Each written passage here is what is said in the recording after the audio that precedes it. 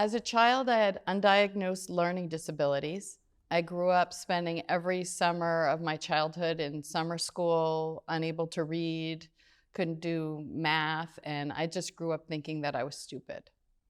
And I ended up going on to college, and I got married very young, had two beautiful children, and then by the time I was in my mid to late 30s, I started having a nervous breakdown. I had no idea who I was. I didn't understand why I was here. I felt like I had nothing to offer, and I didn't want to be here anymore.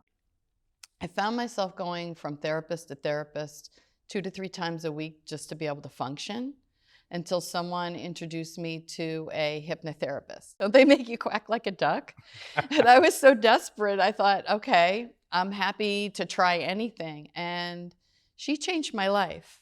And because of her, I went on to study NLP, neuro-linguistic programming.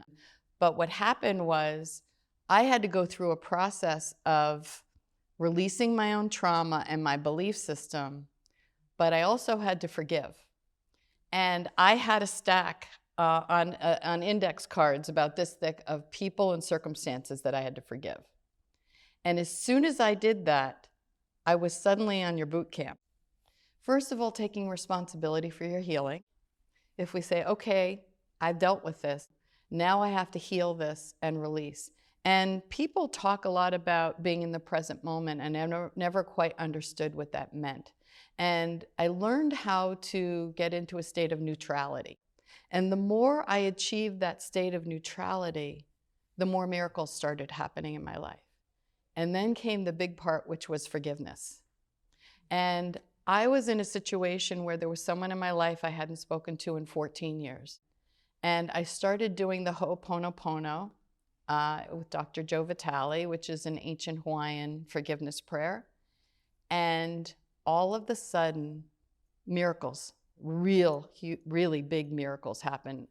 But 3 months after forgiving this person, I got a phone call while I was driving. What can we do to make that happen? Nothing had changed but the prayer.